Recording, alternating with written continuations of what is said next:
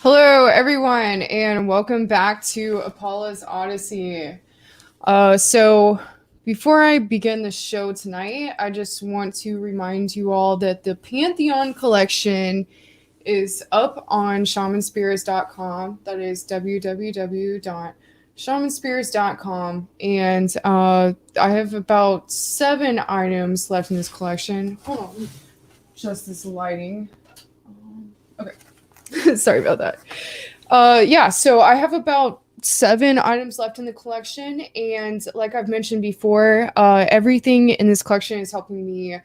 All the sales I make with this collection is helping me fund my new studio, which I am doing in a production house in Hollywood. Really cool location, same place that iHeartRadio and a lot of other major podcasts are holding their shows. So I'm actually building a set right now. It's not yet complete. So, um, I left the tip jar so you can donate on PayPal. I left that in the comments, but also, I mean, just purchase my art. It's like I autograph them, and everyone that gets one, they get a really cool scroll that talks about what it means to have one, but it's kind of a secret till you get one to find out what is in this. So make sure you check that out. Working really hard to get all of this together right now. I should have it going within the next couple weeks here. I'm just waiting for some items to come in and, you know, basically building a talk show set. So it's a lot of work, but it looks like it's coming together. And I will be doing it every Tuesday and Thursday. So I'm trying to get in the flow of even though I'm not in the studio yet, I'm trying to get in the flow of doing a show on Tuesdays and Thursdays from home until I do that. And by the way, once I get to that location, I will have a switcher that I'll be working with, and it will be a much different production value. I'll actually be able to bring people in, interview them in person if they are in the area and are able to. And like I said, we'll have different camera angles. And also the main thing with this I'm really excited about is that I'll actually start scripting out some more like thought out shows. So I'll script some things out and edit them, and it'll be kind of more put together instead of me just rambling live, which I'm sure I know you guys all like it, but I just I like to eliminate the likes and the ohms as much as possible. I'm doing my best. I'm trying to get it together. So and I'll still be doing live shows. I'll be doing live interviews every Tuesday and Thursday. Probably Tuesdays I will talk alone, and then Thursdays I will interview people. That's what I'm thinking. And normally I have my show at 7 p.m., but it's looking like there may be a sound problem at that time. So I'll probably start doing my show earlier in the day from the studio. Once I move in there, that'll probably be around 3 p.m. Pacific. So today's show I'm really excited about. I'm sure a lot of people out there know about Dune. And Dune, the series or the movie. A lot of people just know of the movie. And honestly, I read the whole series last year. I hadn't seen the movie before. I just started reading the series. I think I maybe had caught glimpses of the movie when I was a kid, but didn't really remember it. And I'm glad I read the book first, because the movie does not do it justice. And it's a cool movie. Like, if you haven't read the books and then you watch the movie, you're probably like, oh, this is really cool. But honestly, there's so many aspects to the book that are just not even really mentioned in the movie. And I really am kind of like using the book, the series Dune, to actually kind of give myself talking points for today in a way. And so, like I've said before in my other book review episode, I'm a huge book fan. I'm a huge bookworm. And but if you're not into reading, or you haven't read the books that I'm talking about, or don't plan on reading them, it doesn't matter, because really what I'm talking about is the things that the book or the series has done to inspire me. So there's a lot of concepts in Dune that are very interesting, because Frank Herbert, the author, he wrote this series, I believe in the 60s, so decades ago. But everything he wrote about is so important right now. And if you've just seen the movie, there's some aspects I want to talk about in here that probably weren't really mentioned in the movie, were kind of glossed over. And I know the new movie is coming out, and from what I'm hearing, it's coming out pretty incredible. I'm really hoping it does it justice. And I'll talk about the concepts when I get into them later on that I feel like the movie didn't really portray very well. And hopefully, the new one does. So, first, I want to start here with terraforming planets. So, Frank Herbert, the author, he actually was he was a journalist and also a political writer, and he had a lot of different writing careers before he wrote Dune. So a lot of these kind of play into the story and what inspired him.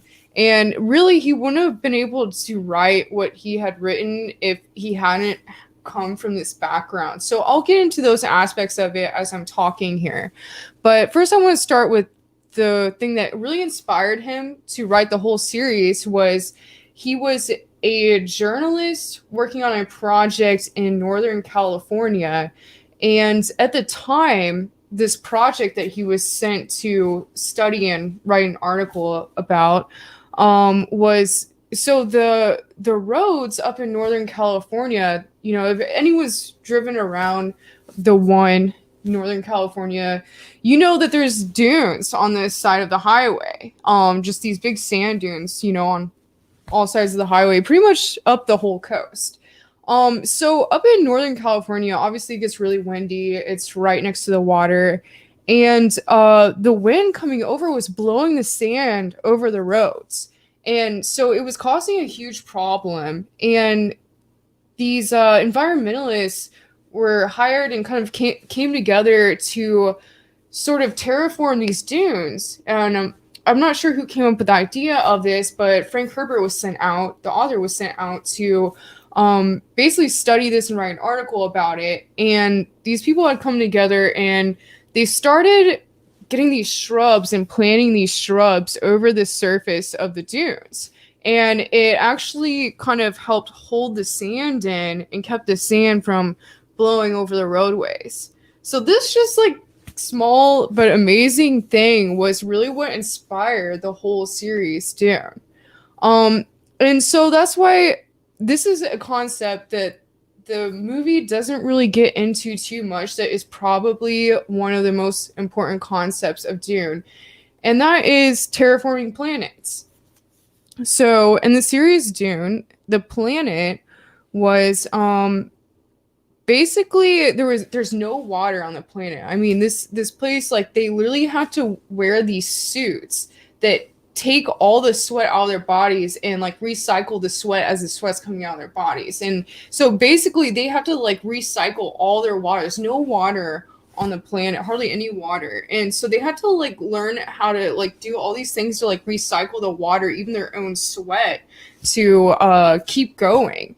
And so that's where the still suits come from. And I don't think the movie did a good job of portraying the still suits. I guess it just wasn't how I imagined them to be. But literally, they're like these like close fitting suits that they wear that when they sweat, it just kind of like soaks the water back in and recirculates it and keeps them from drying out, because the planet is so dry that they aren't able to they wouldn't be okay if they weren't wearing them, like walking around in the desert.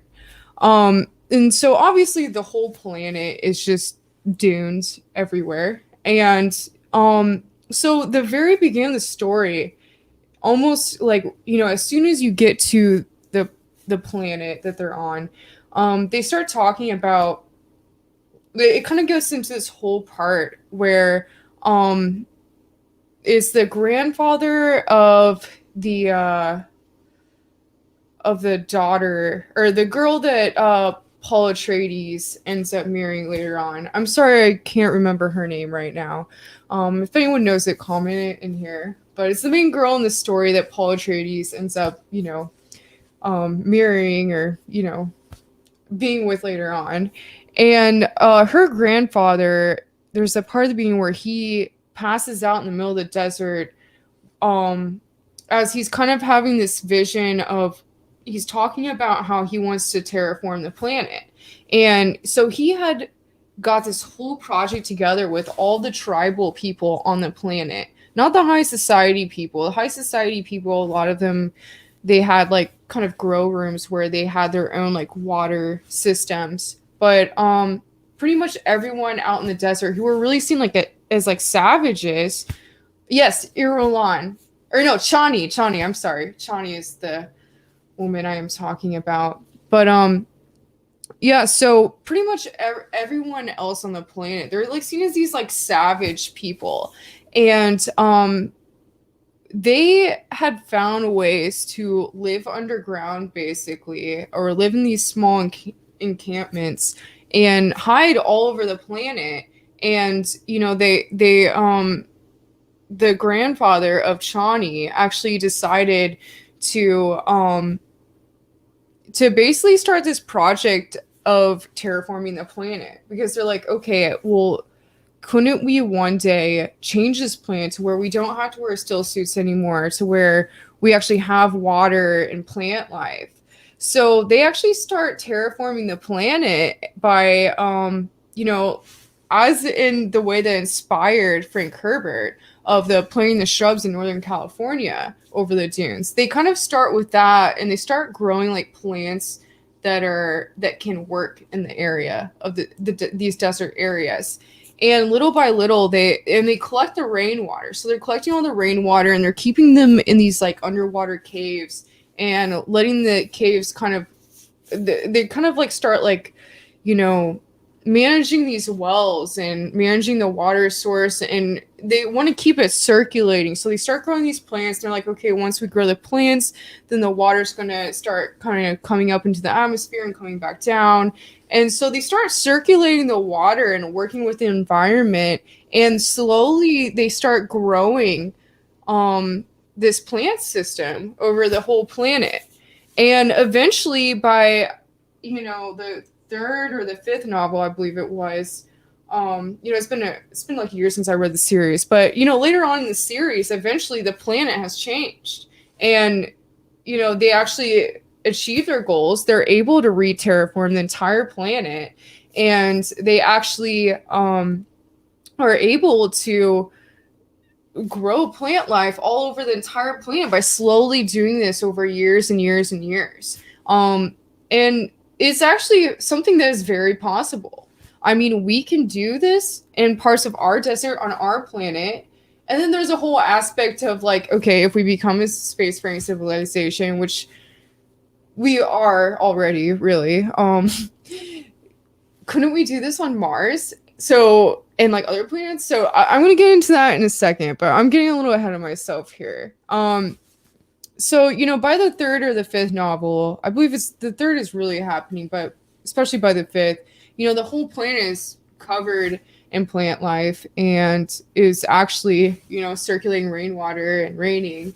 And there isn't much desert left. But because of this, all the worms end up leaving the planet. And so if you haven't read the story or seen the movie, the worms are actually the way that they get the spice. The spice comes from the worms. So as soon as this happens, the main trade for their planet is gone, because they harvest the spice from the worms. And, you know, obviously the spice, it's so important in this universe because they use this as this drug to help navigate.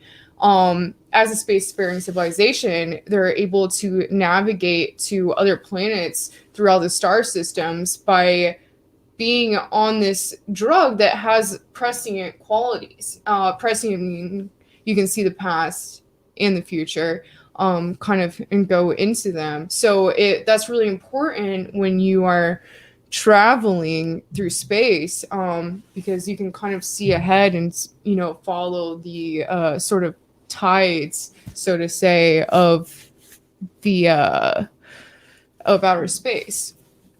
So you know, I just like I said, like, it's obviously, this is it changed the planet to where, they were able to actually have this amazing environment eventually after years and years of work, but they lost the original environment that they had, and their main source of income with the planet, or their main export, their main goods. So this is really interesting. This is something we can think about. If we do this to our planet, if we're able to do this to our planet, would our environment change? So, taking that inspiration right there, the first thing that comes to mind for me is the Venus Project. Now, if you guys haven't looked into that, I highly recommend it. It's the Venus Project by Jacques Fresco.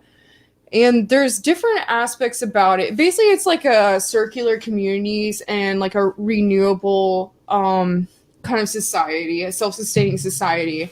And there's so many aspects of it that I think are really incredible. But then there's also the fact that it's kind of like run by AI, which makes me kind of iffy. So, but there are different aspects to it that are really incredible. And the first thing that comes to mind for me with re-terraforming planets and the Venus Project is there's these machines that he has the blueprints for that are called laser excavators, and they're like, and we can build these. We have the technology to build these. So like it would basically be this giant sort of machine that can like roll, and it has like this sort of laser technology under it to where it can actually hollow out canals. So it can like, it's a laser excavator. So it can roll across the ground, and below it with the laser, it'll be like basically excavating the ground as it goes. So with this technology, we could actually laser excavate the ocean, canals from the ocean all the way into the middle of the desert, or like rivers and lakes out into the middle of the desert for like miles. And it would be so easy to do because it does it automatically, like instantly. It's like as soon as you start going with it, it's just instantly heating the ground and kind of excavating as it goes. So that would honestly be so easy to do. It's like, why don't we do it? We have this technology, we have the blueprints to build it. Obviously, it would be some money to build, but I mean, if we're spending millions and billions of dollars to build spacefaring technology to go into outer space, why can't we use some of that money to fix our own planet? So, I think that's really interesting, and we could definitely look into terraforming our planet. There's so many ways we can do it. And it's really a simple concept. It's hard for people to think about because most people in everyday society aren't really thinking about future generations. And this is something where you have to think in a long-term way. Like, obviously, if we started doing things to terraform our planet, re-terraform our planet, it's not necessarily going to affect us while we're alive, but it will affect our next generation, the generation after that, and the generations after that.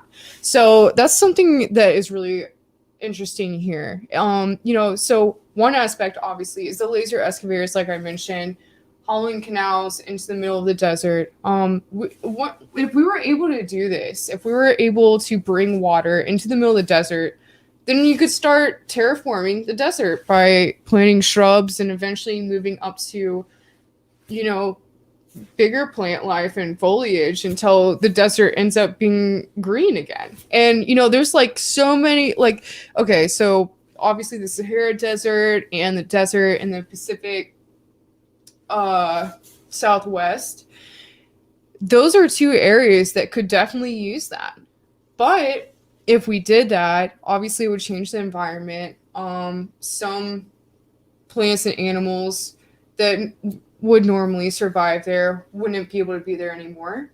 But plants and animals that were from these other areas that couldn't survive in the desert would be able to survive there. So, I think that's really interesting. And I think it's very possible that we could do that. So now let's take this concept to other planets and, just even in our own solar system, not just alien planets. It's like, okay, we're looking into going to Mars if we haven't already through the secret space program. Elon Musk is looking into going to Mars, and obviously it seems like we're moving towards getting there officially. I feel like unofficially we've already probably been there, but so a lot of people say, obviously the scientists say that Mars is actually too I believe it's too cold for us. So actually I was in this really cool documentary or episode on Third Face of Moon with Michio Kaku, where it was an interview with Michio Kaku, and we all kind of came in and said our 2 cents on his interview. And at one point in his interview, he talked about being able to use these satellites to basically kind of heat up a planet. And so he was talking about doing this with Mars. And it's like, okay, that's another way of terraforming the planet. It's kind of scary because that kind of gets into weather manipulation, which is obviously something we might be dealing with here right now. But if we were able to use that to heat up the surface of Mars, if we were able to send satellites there into orbit around Mars, and we were able to use them to start heating up the planet and making it possible to basically, build a what's the word I'm looking for? Like an ionosphere. Again, I believe that's the word I'm looking for. An ionosphere, stratosphere. Around the planet so that it can, pull up water and send it back down and kind of start having its own cycle. Then if we were able to do that, then eventually we could start putting plant life on Mars, and people could live on the surface. And I think in the past people were living on the surface of Mars. A lot of people have remote viewed Mars. There's been a lot of CIA programs where they were remote viewed Mars in the ancient past, and there's a lot of stories that have been kind of passed down over time of Mars once actually having a civilization, a planetary civilization that was wiped out through some sort of radioactive thing that happened, whether it was like bombs going off or something outside the planet that came in, an external force that came in and blew up a civilization on the planet. Who knows what exactly happened there? But yeah. So and obviously there's been so many structures that have been found on the surface of Mars. So I think that's really interesting. Obviously there's like pyramids on Mars. There's been a lot of things that have been found on Mars. So I think that just proves in itself that Mars did actually at one time have a civilization. Why can't we, help terraform that planet? We could heat up the surface.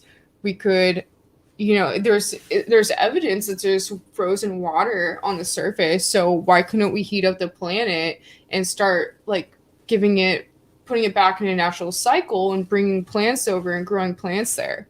I think that's actually very likely. Someone asked me in the comments here, hold on, let me talk about this. Astro Zombie Apocalypse says, if they offered you a one-way ticket to Mars as a first wave colonist, would you go? I don't know. I feel like there's already people there. I've heard several accounts of this. I mean, maybe it's a bunch of BS, but I mean, a lot of secret space program people have come forward and said that there's already slave colonies on Mars. So who knows? I think a lot of people that are being sent there. Honestly, okay, I'll say this. I heard about people being sent there here in Hollywood like 7 years ago. I heard they were recruiting people and sending people there 7 years ago. So I'm sorry. I think maybe it's already happening. Maybe not. I probably sound crazy right now. Maybe not. But a lot of people are saying it is going on. So I mean, who knows? I think honestly, anyone they're recruiting to send there are probably going to end up being slaves. But if it was just to go there to like hang out and have fun and then come back, I'd be down with that. That would be really cool. So I don't know. Who knows? I would love to go there. I would love to go to Mars. That'd be really awesome. But yeah, I think I feel like NASA is a front. I'm sorry. I think some of these space programs are fronts. I think there's a lot more going on than we know of. And maybe not, but who knows? It's like where are all these stories coming from then? Who are all these people that are talking about this? It's like where is this all coming from then? Who knows? I don't have all the answers here, but I think it's interesting. Definitely interesting. So, wow, that just took me like a half hour to explain all that. And that's only the first concept here. You see, there's so many aspects of doing this. So incredible. So, the next one I want to talk about is the aspect of it being a prison planet. Someone said, are there drug dealers on Mars? That's funny. So, if you weren't from Earth and you weren't a part of, I feel like I feel like there's a galactic federation. A lot of people have said that there's a galactic federation where there's beings from other planets that kind of are on a council and they represent these ETs from different planets. And a lot of things I've heard kind of makes it sound like our planet is a prison planet and other planets aren't. And that's something that is mentioned in Dune. So the planet Dune is actually considered a prison planet. So there's this empire in the story. And this to me is probably true in reality. But in the story, there's a whole empire of, these other planets. They're in an empire together. And Dune is a prison planet. So all the people that are there, they're stuck there and they are forced to mine the spice. Except for the savages that are out in the desert. The people that are actually working and are in the city on the planet, they're there to help basically mine the spice and, get it out to the other planets. So everyone there are basically indentured servants or slaves. And so what do you think we are here on Earth? I mean, do you think that beings on other planets are forced to work to have land or just live or buy food? Maybe not likely. I don't know. I feel like that may not be likely. And, obviously there's this whole concept of, if you've read the work of Zachariah Sitchin or, Ancient Aliens, if you've seen Ancient Aliens, they talk a lot about these Anunnaki or these beings from other planets coming down at one point in human history and basically getting humans to start mining gold for them because they needed the gold to put in their atmosphere to basically, for some reason they needed these gold particles to put in their atmosphere to kind of they had an issue with their atmosphere where they had to use these gold particles to basically I'm not sure what the word is, keep it in the atmosphere to keep everything regulated and also supposedly to power their spaceships. So a lot of it's actually the Sumerian civilizations. They talk about these Anunnaki coming down to Earth and basically getting humans to mine gold for them. And obviously that's not the reason why humans are here. And that's not the only thing that Anunnaki did with humans. I feel like that gets, a little askew as it's been passed down throughout time. But if you look at the Sumerian tablets, and this is all laid out in it, they have these epic stories. And I mean, this is written by people that lived over 3,000 years ago, and they actually have full diagrams of our solar system with all the planets labeled the exact distances between all the planets. And it's how the hell did they know that if they supposedly didn't even have a telescope back then? So very interesting. And I think Earth is a prison planet. I'm sorry to say that. It probably sounds kind of messed up, but I think this kind of started with humans being told to mine gold, and eventually, now we're sort of indentured servants to a cabal that's probably, run by ETs. But we're waking up to it. So that's what's interesting about all this is I think we're coming to a point in human history where we're starting to like wake up to what's actually going on here. And do we have to continue being a prison planet? I think it really takes all of us waking up to understand where we're at with this. So that's part of my reason for doing this show is like, okay, I don't think most beings on other planets are indentured servants, and honestly that's what we are. If you have to work to just have a home or own land, you're an indentured servant. That's what it is. Hate to break it to you. So that's the second aspect of Dune, which I think is really incredible, is the aspect of it being a prison planet, and I think Earth is a prison planet. So let's get into the next one here. Okay, so there's this other really interesting aspect. It's just kind of mentioned several times throughout the series, but they always mention, and this was actually pre-Dune. This is before like the first Dune novel took place, but they go back and mention that, and they even mention Earth in the past, like our society today. A lot of people don't know this. It doesn't really talk about in the movie, but they actually mention our planet and like the history on our planet, saying that it happened like I believe it was like 500 years before, 1,000 years before, or something like that. As they're going through evidence and showing Muad'Dib or Paul Atreides things as he's becoming the emperor of the planet.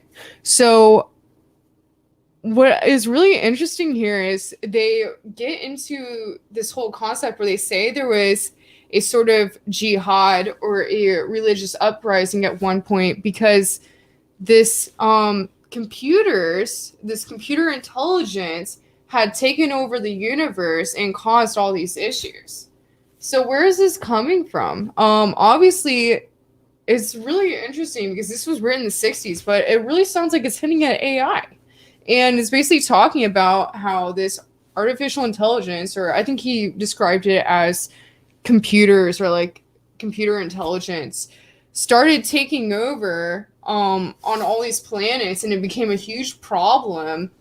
And there was all these like wars, and to help eliminate it, I believe Earth was destroyed in the process. I can't remember. I would have to go back and look, but I believe he mentioned that it started on Earth, or Earth was a part of it, and that I think it destroyed the planet at one point. And so they actually had to have all these representatives from these planets come together in what seems like a kind of galactic federation, and they had to write out these laws saying that they were going to completely prohibit the use of this kind of technology that would ever lead to AI technology. So they actually eliminated the ability for them to use any sort of technology that could move towards being artificial intelligence.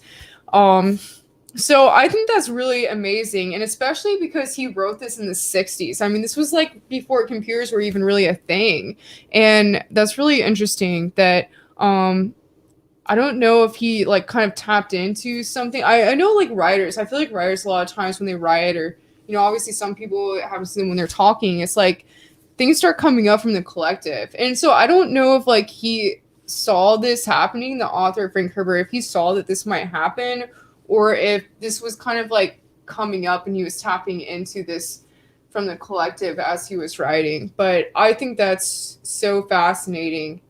And, as Elon Musk says, AI is the biggest threat to humanity, which is interesting because he's talking about us getting implants in our brains, but I don't know what the deal with that is, but I think that's really interesting. So that's the other concept. And I also mentioned here a jihad.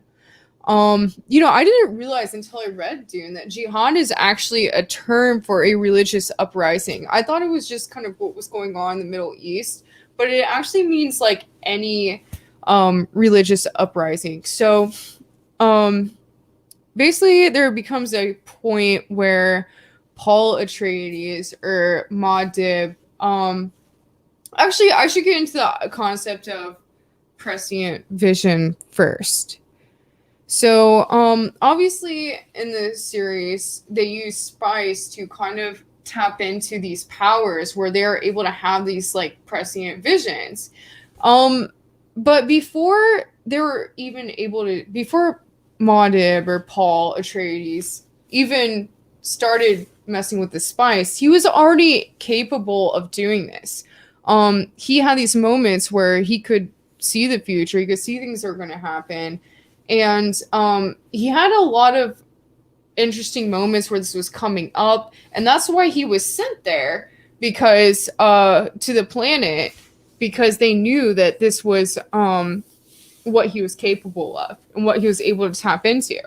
And I think all humans can tap into this, and I think that's what's so interesting about Dune, is it's kind of a reminder of what our abilities are that we have either forgotten or have not tapped into yet. So it really hints at that. And obviously, when he gets to the planet, the spice is in everything. And they don't realize this at first. When he gets there, it's like it's in all the food, it's just in the sand, it's everywhere. It's like they're breathing it in. So it's like this drug, and obviously he starts becoming kind of addicted to it. And like I believe it was like once you start absorbing it, then you can't like stop doing it. I believe that's what the deal with it was. So he realizes, he kind of has this awakening where obviously he already has these abilities, so that's what made this so intense for him. And it was from the bloodline that he was from that he was able to tap into this. He had a lot of ancestors who were Gomjbars or Jomgibars, Gomjbars.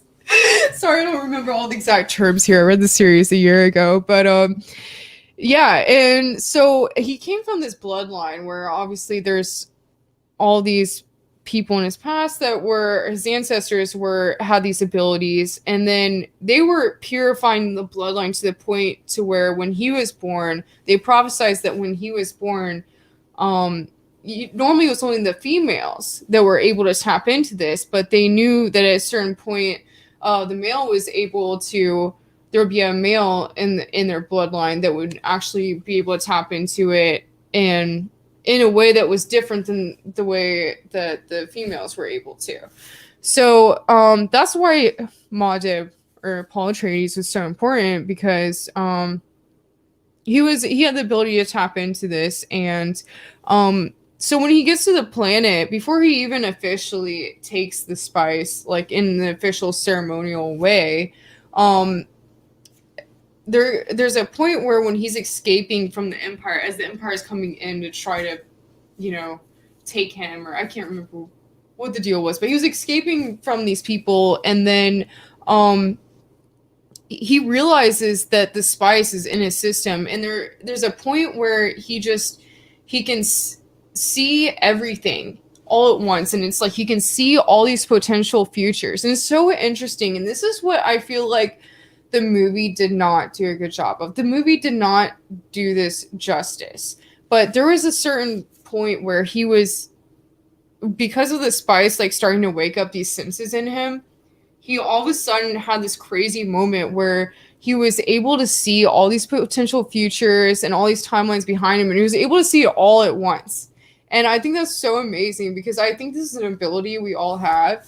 And that's what's really cool about this series, because it talks so much about prescience and the idea of it and how it works and how to use it. And so he saw all these potential timelines, and it was like really overwhelming, and he had kind of a mental breakdown. And in the movie they just kind of show these weird visions, and they did not do it justice. The way it's explained in the book is so incredible. So that's why I really recommend actually reading the book, because it really kind of gets into what he saw in his mind, like what exactly he felt, And, it's kind of something that's beyond words, but, he was able to basically see all these possible futures all happening at once. And, he was able to see where they would go. And it's like, that's the idea of like different realities happening simultaneously.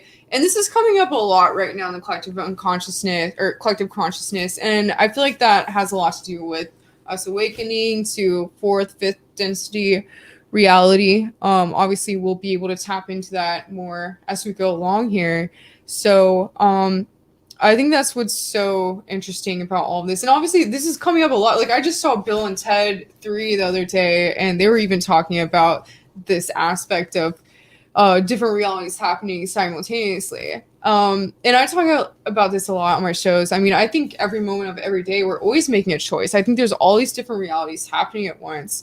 And every moment of every day, you're kind of making a choice to, go into this reality or this one based on, where your vibration, where your thoughts are at the time. Like, are you falling into fear and doubt, or are you going into love and, this more expansive sort of frequency? So, we're always making this choice every day. And so that's why, it's like all these realities are all happening at once. And it's kind of like, which one, and there's all these possible futures that can happen. And that's why it's like if a psychic or someone is like reading something, or there's a prophecy or a psychic's like telling you something, like it all comes down to our free will. So, like even like your astrology chart, it could say like, oh, you're going to be like this or this or this, but it really comes down to our free will. And I think that's, the most important, aspect of being a human is being able to tap into the power of your own free will. So, like I was saying, it's like all these realities are happening simultaneously. So that's what Maudib, that's what was so cool about the whole series, is like obviously kind of gets into doing the actual ritual with the spice and like really taps into it, and it becomes overwhelming to him because he's able to see all these things that are going to happen, and he realizes that in all these possible realities in the future, pretty much every single one, he's going to be the emperor of the planet. But in pretty much every single one, there's going to be this crazy bloody uprising and jihad that's going to happen, start at their planet and end up all over the universe, on all these other planets. There's going to be these battles and this bloody wars happening on all these other planets, and it was going to start with him and the decisions he made. But he knew that because of this happening, that Dune and other planets would end up being freed and no longer be a prison planet. So he had to look at all these realities and kind of look at how they would play out, and what would work best and what wouldn't work. And think about that. That would be so overwhelming. And I mean, I think as humans, we can really tap into this. And, I think that's really interesting to think about. So, that's definitely the aspect about the Dune series that was the most incredible to me, is this aspect of prescient vision. And, it explains it so many times throughout the book. Throughout the books, and it's really interesting. Someone said, I think it's going to go beyond the multiverse and into the omniverse. Definitely. Sorry, I keep scratching my nose. My nose like itches for some reason. One second. Okay, so the next aspect here. Oh, also, I wanted to get into, so because of these visions he's able to have, and he causes this uprising and everything, Paul Atreides, Maudib. There's another aspect about the Dune series that's really important, and it's this sort of false prophet aspect. So this was something that was really important to the author, Frank Herbert. He actually said that the primary theme of the Dune series was society's kind of tendencies to give over their decision-making capacity to a charismatic leader. So besides being a journalist, Frank Herbert was also a political writer, and he actually wrote speeches for previous presidents, or I believe at least one previous president, and different senators and people like that. So he actually understood things very well politically, and I think that's a lot of what those aspects show in this book, definitely, or in the series. But that was something that he noticed that really rubbed off on him as being a political writer was, this sort of aspect of humans just having the tendency to give up all their decision making abilities to like just a leader who could just, they're like, oh, here, like, you know how to run us, like you do this. And it's like, it's sort of this thing where it's like we're always looking for an external force when it's like, why can't we make all of our decisions within ourselves and kind of come to our own understandings and our own awakenings without feeling like we need some sort of external force to help guide our future. So I think that's really interesting, and that's a major concept of this series. It's really important, and it's something that he keeps bringing up throughout the series. And this is kind of a multi-generational series, so it doesn't really just start with. It starts with Paul Atreides, but he only goes to the third book, and then it's like later. It's actually ends up being like 10,000 years in the future or something like that. And it just keeps going on like that. So it's really interesting. But this main thing that he kind of talks about in here is beware of heroes. So there aren't a lot of series or like books or movies where like the hero, the story, ends up kind of becoming a villain or being killed off or being made to look bad. But that happens in Dune. And you don't see that in the first one. If you've just seen the movie, you won't know what I'm talking about. And that's why it's important to read the series. And hopefully, for people that just watch movies, they'll come out with a second movie. But I think that's really interesting and definitely something that we can look at in regards to our own reality right now. I mean, are we giving all of our power away to these sort of charismatic leaders, like he says, and I think that's definitely important to look at here. And he doesn't just mean like, presidents or political figures, but really it was kind of about like Messiah type figures, like people kind of, and we can see that like, especially here in the UFO scene, like the UFO scene, there's been I don't know if, a lot of people watching this show are involved in the UFO scene. I'm going to assume most of them are because I'm a speaker in the kind of UFO community, but this has obviously been something that's been a problem in the UFO community. And, I don't get into the drama of any of it. I love everyone. And, I don't have a problem with anyone in the UFO community. But there's always this kind of issue that seems to keep coming up of, like, people wanting to almost, like, worship these different speakers like there's some sort of religious leader. And it's like, no, they're not a religious leader. They're just someone's coming out to bring their information to the table or bring their stories to the table. And it's like, why are they being looked at in that way? So, that's just looking at it in regards to the UFO community, and then take that to, our whole civilization at large, or our whole society, and, how that is affecting everyone just with our political leaders and religious leaders and things like that. And it's like, I feel like that's really the difference between this being a patriarchal society and moving back to a matriistic society is this aspect of, instead of giving our power away to an external force or having a liaison between ourselves and the divine, it's our own personal connection with the divine and our own the things that we work through within ourselves. It's like, that quote, like what's the quote, be the change you want to see in the world.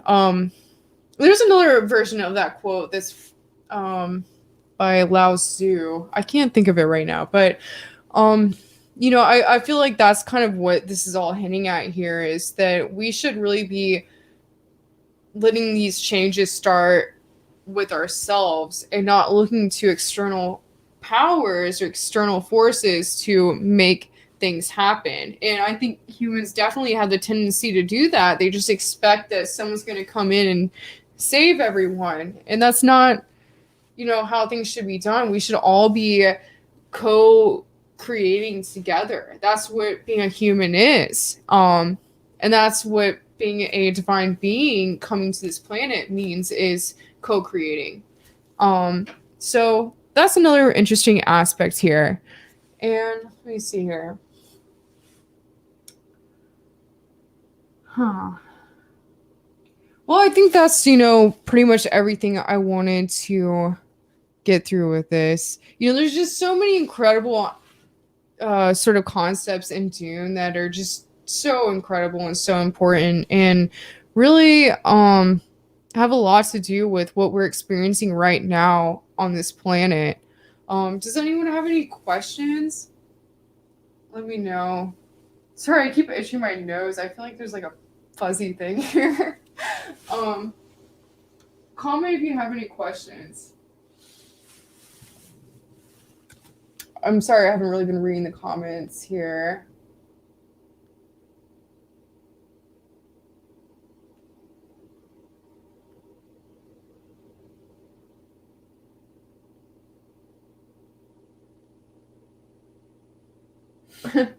Definitely have a lot of interesting comments that came in throughout this show, but yeah, I'll just keep talking. Someone said, "While the fuzzies attack, can you explain spice?" Emily Infinity says, "Can you explain spice?" Yeah, I'm definitely getting attacked by fuzzies right now. I'm sorry, I don't know what this is. It's been a long day. I actually accidentally destroyed a curtain rod in my home earlier, and it was a whole fiasco. So I have a lot going on right now. I'm building this whole studio, and yeah, it's just been a lot today. But right now I'm being attacked by fuzzies. But okay, so Emily Infinity says, "Can you explain spice?" So spice is actually created by the worms that are on the planet, these sandworms. And I'm sorry, it's been a while since I read the book, but I believe it was something to do with the state they're in when they were younger, and it's processed in their larva kind of state. If anyone knows, just comment, because I'm sorry, I kind of forget.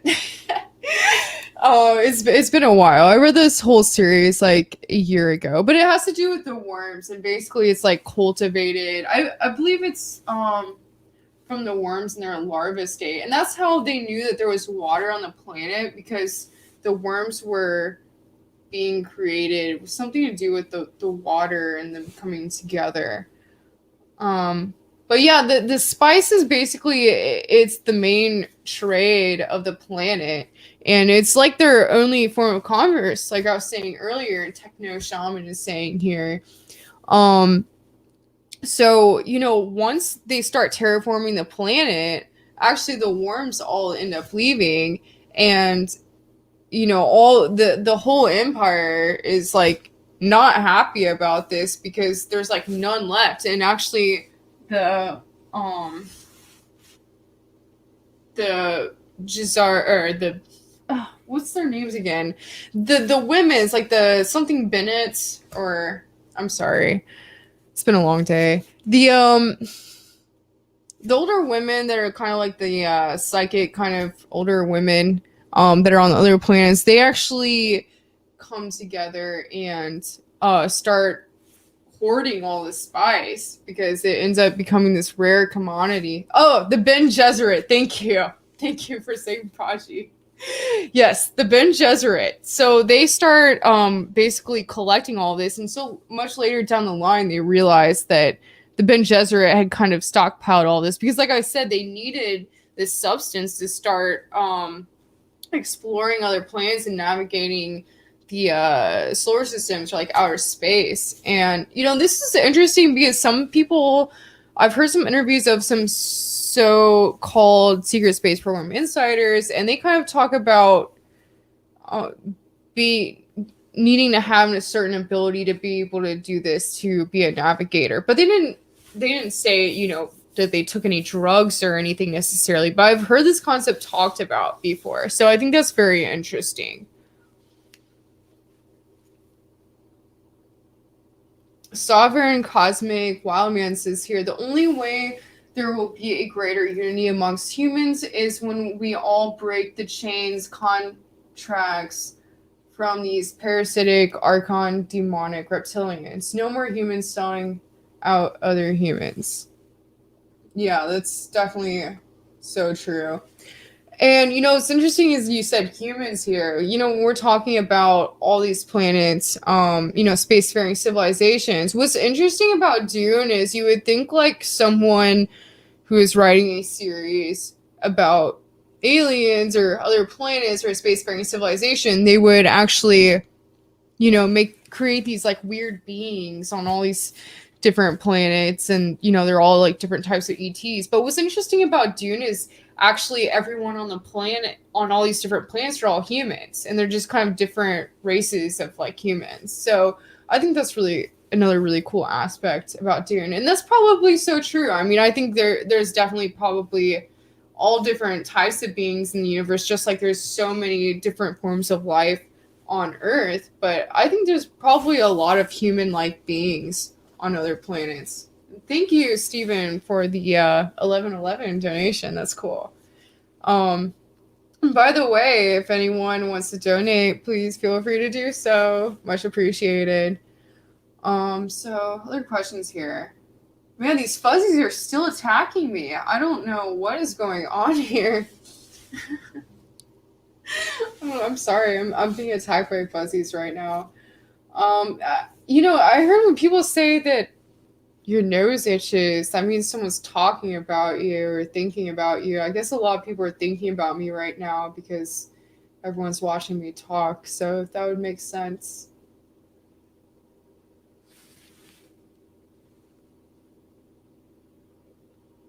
Yeah, Forsaken Prodigy says here, it looks like we're all hybrid beings with DNA from multiple galactic sources. Definitely. I definitely agree with that.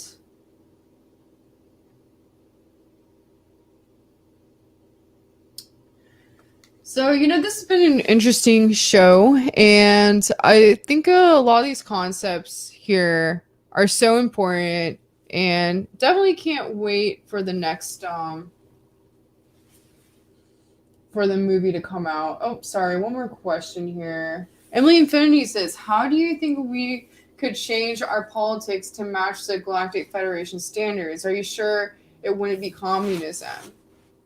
I've actually been. I know there's a lot about Gaia TV. A lot of people are like, oh, it's run by these horrible people, and a lot of people like it. And, like I said earlier, I don't like to get into the drama in the UFO community, and I just kind of look at everything objectively.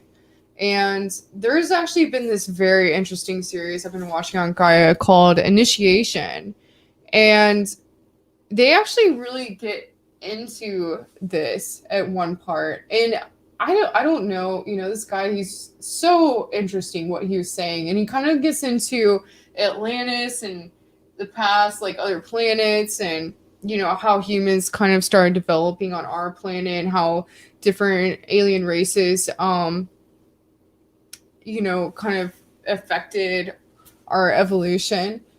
And that's something that they really get into in that series. So I highly recommend it. But they say that apparently the reason why we aren't able to be on the Galactic Federation is just because we aren't able as humans to control our emotions. It's also like us waking up. We really need to wake up more collectively.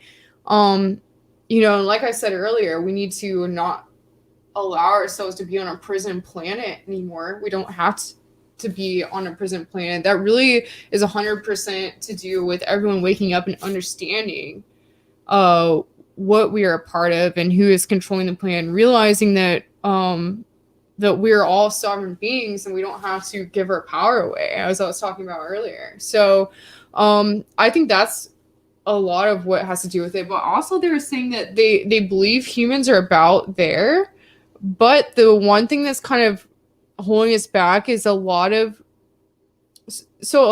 different beings can't handle human emotions. It's like our emotions, if we were around them, it would be so intense that it's just is too much for them. They can't handle it. Even, like no matter what kind of feeling it is, if we come around them with our emotions, they're so sensitive that any of these feelings can affect them so much. And so that's what a major reason apparently why we can't be a part of the Galactic Federation, just because they don't think that a human representative, these other ETs would be able to handle a human representative. But also there's the aspect of people keep talking about archons in here, and I think a lot of what this is also, they mentioned in the series Initiation, like I was saying, that archons actually there's these different ETs, and maybe not necessarily just archons, but there's a lot of these different ETs that actually feed off our emotions. So it's not just that our emotions affect these other beings, but also there's these beings that feed off our emotions, and that's the only way they're able to be alive. But what's interesting is in this series they say that we can actually work with that. We can choose to give these beings enough to let them feed off of, but then also kind of cultivate these emotions within ourselves. I don't know if I'm explaining that correctly, but I thought that was very interesting. I definitely recommend checking out the Initiation series. Man, I don't know what I am dealing with, these Archon fuzzies attacking my face right now. I'm sorry, I don't know what that's the deal with that is.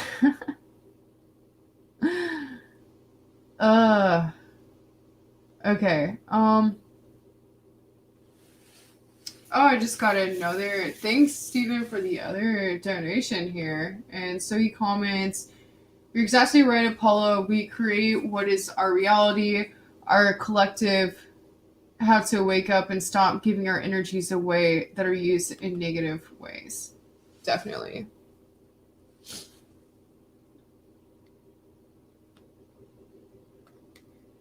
Yeah, I really feel like it's about co-creation here, and also about, balancing our human emotions. I think, I don't know if it's necessarily bad that humans have emotions. I mean, is that something that we should evolve past, or can we have it and just cultivate these emotions somehow in a way that's more balanced?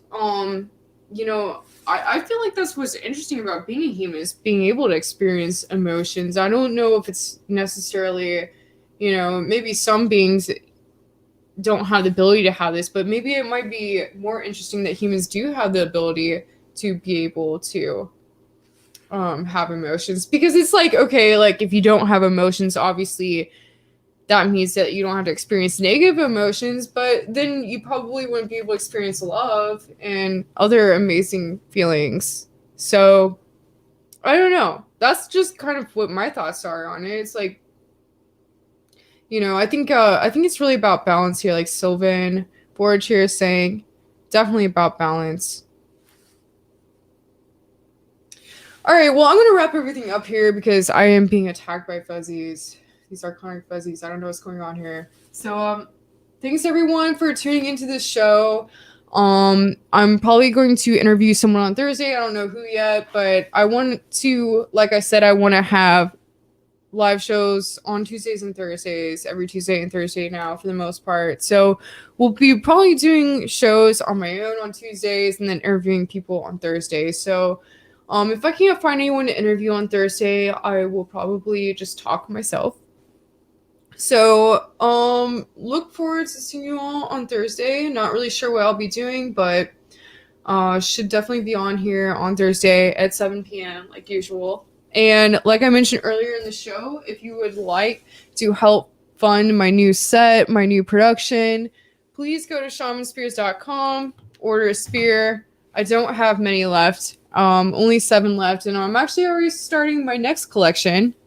So make sure you go on there, check that out, and I guess I should explain for people that don't know. Every spear is filled with copper coils, crystals, magnets, and sand I collect from sacred places around the world. And I charge them all on a energetic field through the idea of quantum entanglement, where every single new one that I make makes the whole collective stronger. Every person that has one and charges their spear also charges the whole collective. A lot of very interesting people have bought my spears, and like I said, they're all interconnected. So I probably made like hundreds at this point. They're all painted with crop circles. All these like little symbols on them are actually crop circles that have been found around the world. I actually always try to make sure I put like very new crop circles on. I always put the eye of Ra on them too. And yeah, so very interesting. Make sure you go check them out. A lot of this collection has organized spearheads. And yeah, like I said, I charge them all. And also they're all made from faux fur and faux leather. A lot of people see them and they're like, oh, like I'm not okay with animals being harmed. And yeah, there's no animals harmed in the making of my spears, so no need to worry about that. All faux fur and faux leather. So all right, thanks for being here, everyone. Hope to see you all next time on Apollo's Odyssey. Like I said, make sure you tune in Thursdays. We'll be here every Tuesday and Thursday, most likely from now on, unless I'm traveling or, something has come up. For the most part, going to be here every Tuesday and Thursday. Probably 7 p.m., but may have to switch the time to like around 3 p.m. later on. But I'll let you guys know about that. So tune in, and until next time on Apollo's Odyssey, over and out.